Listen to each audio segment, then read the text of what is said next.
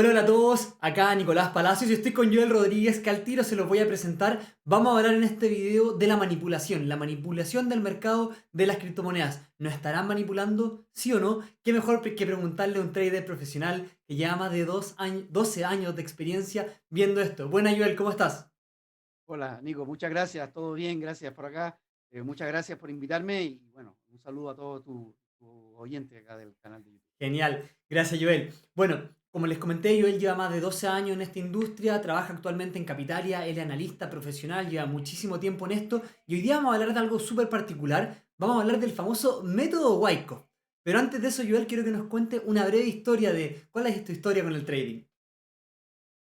Bueno, como la mayoría de los que comenzamos con el trading, partí hace 12 años con muchas expectativas, con muchos sueños y poco conocimiento.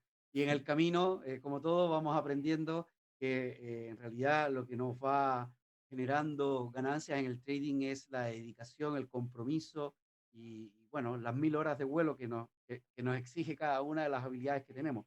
Así que como andar en bicicleta, mientras más andes, pues mejor te va. Así es un poco la La historia. práctica es el maestro. Exacto. Genial. Entonces pasemos, ahora yo voy a compartir mi pantalla, porque hay mucha gente, Joel, que argumenta que lo que estamos viviendo ahora en Bitcoin, ahí pueden ver el gráfico y Joel también lo puede ver, algunos dicen que es un patrón casi que de libro del famoso método Wyckoff.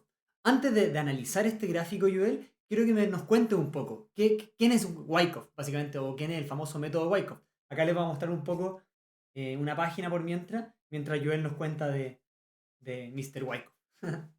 Bueno, para empezar, bueno, Richard Wyckoff, fue uno de los pioneros en el análisis técnico aplicado, a lo que son los mercados financieros.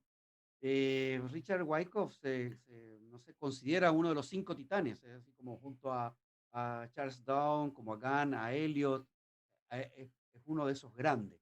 Trabajó a los 15 años, ya estaba trabajando como stack runner en una corredora en Nueva York. Creó Notable. su propia firma a los 20 años, estudió y editó revistas de finanzas, el Magazine of Wall Street, no sé si lo has escuchado.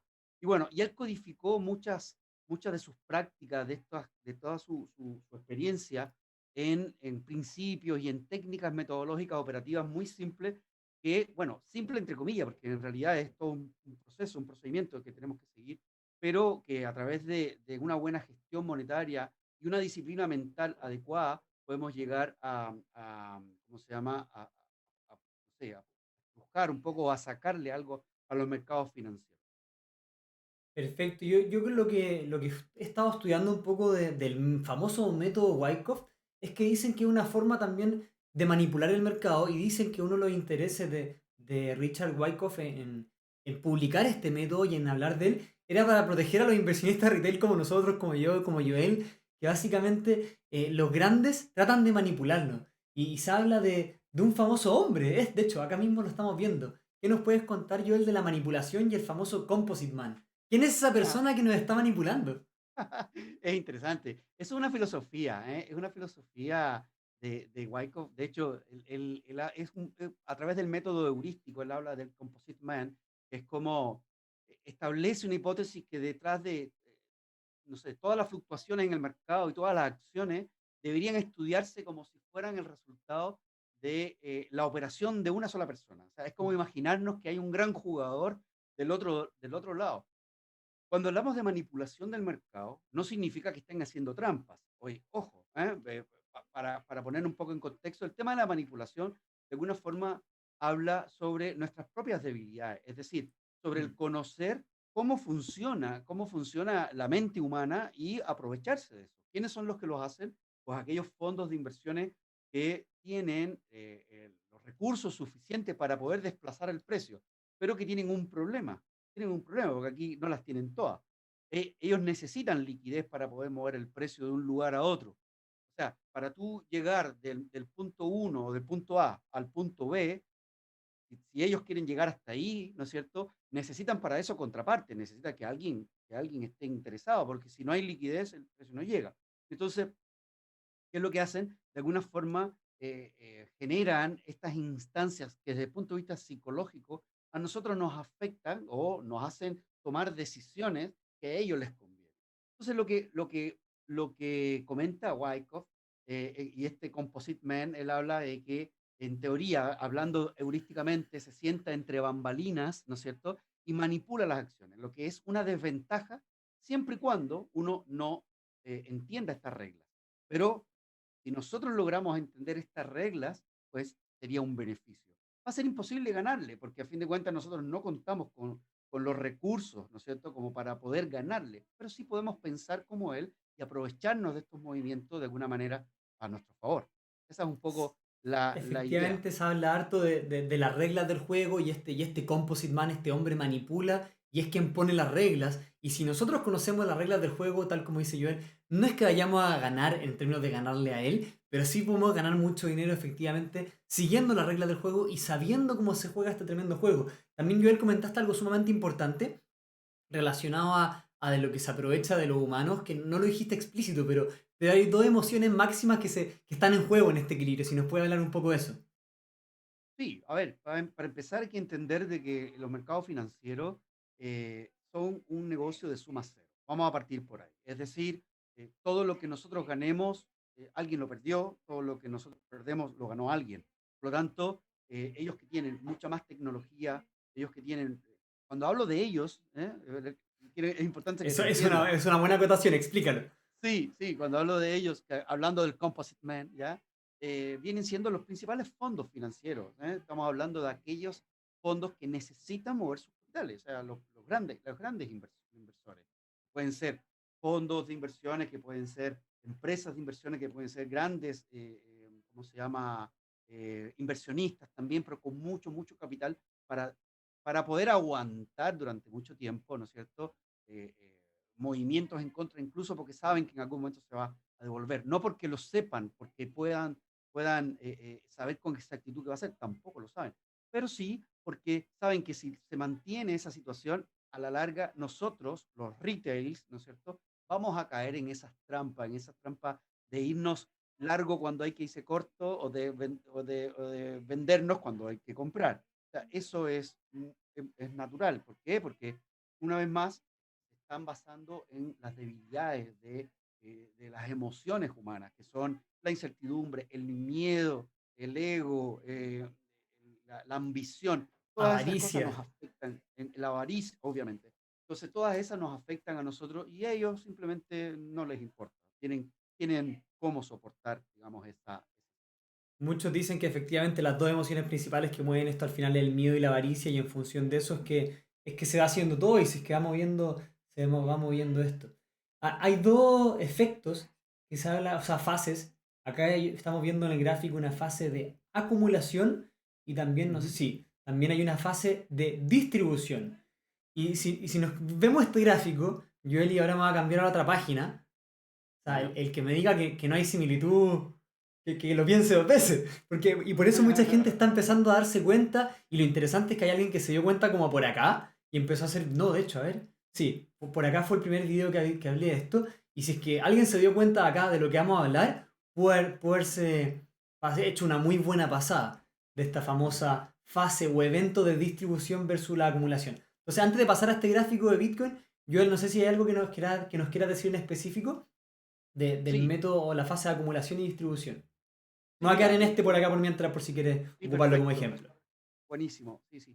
Mira, lo que habla Wyckoff y un poco su método lo que hace es explicar estos movimientos en el mercado un poco para que nos ayude a identificar cuándo puede haber realmente un cambio de dirección, ¿ya? Porque muchas veces los graves problemas que nos enfrentamos los traders es, bueno, compro o vendo, ¿en qué dirección me voy? Entonces, se generan muchas inseguridades, sobre todo en las zonas donde hay giros, porque pensamos que, bueno, esto va a ser un verdadero cambio de tendencia y yo me pongo en la dirección contraria y resulta que el movimiento se mantiene. A fin de cuentas, él nos da una aproximación que implica un enfoque muy específico que tiene que ver con 5 pasos para seleccionar valores, ¿no es cierto? Y la toma de posiciones y 3 leyes fundamentales. Vamos a dejar esas leyes fundamentales y los pasos para después.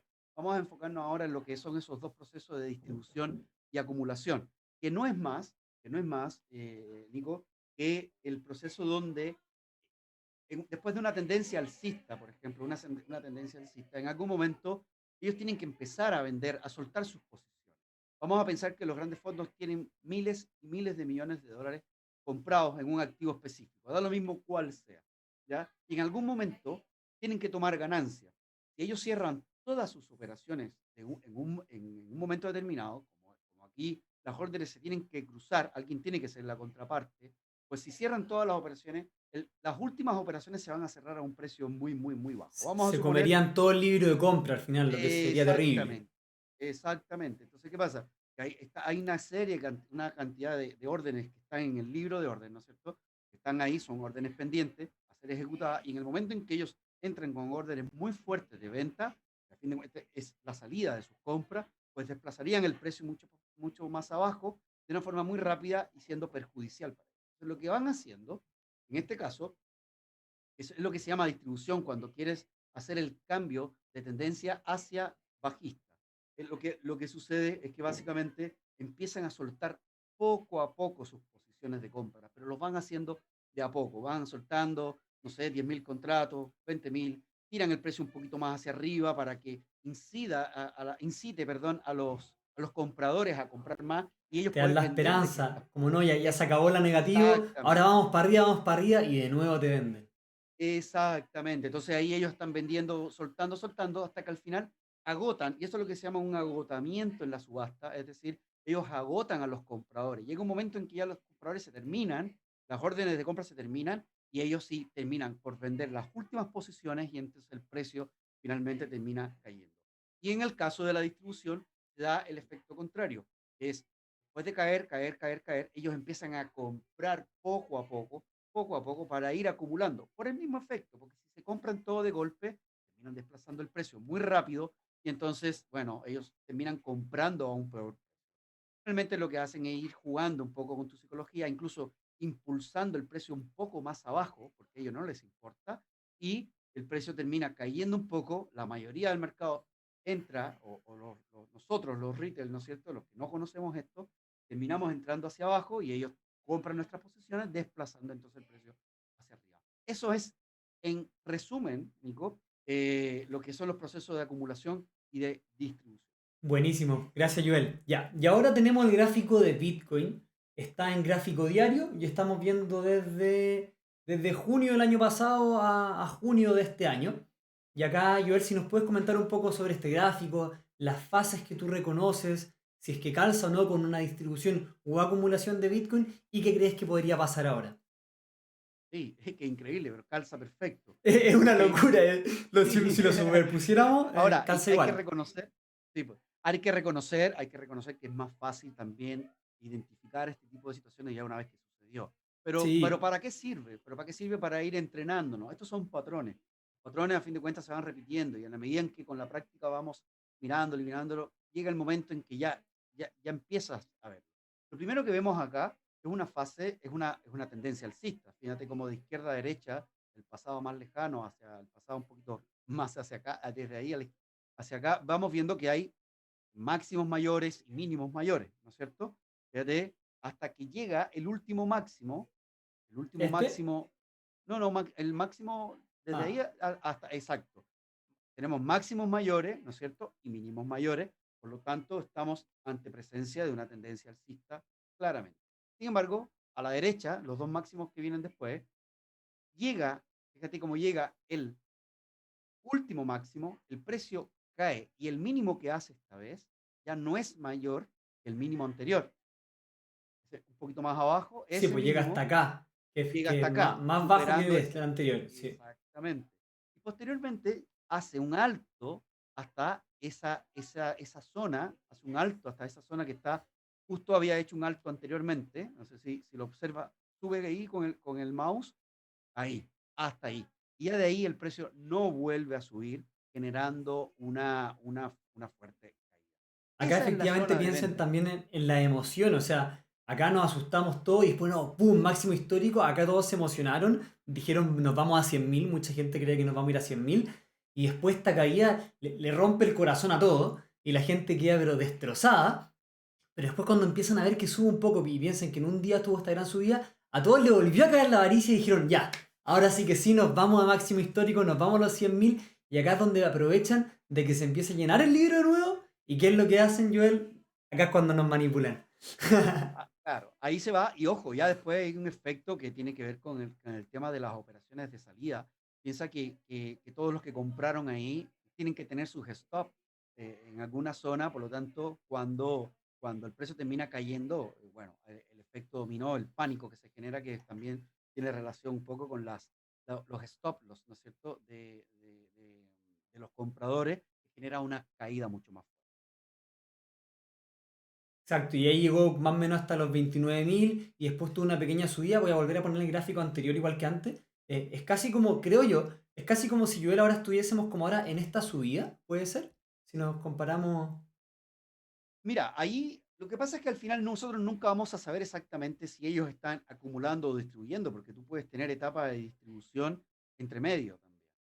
Ah, sí, Sin obvio. embargo, claro, sin embargo, ya mirando lo que está sucediendo, yo ahora, por ejemplo, no pensaría en irme corto, no pensaría en irme corto, pensaría más bien en esperar qué es lo que sucede por arriba de esta zona. Es decir, podríamos observar, por ejemplo, una recuperación del precio,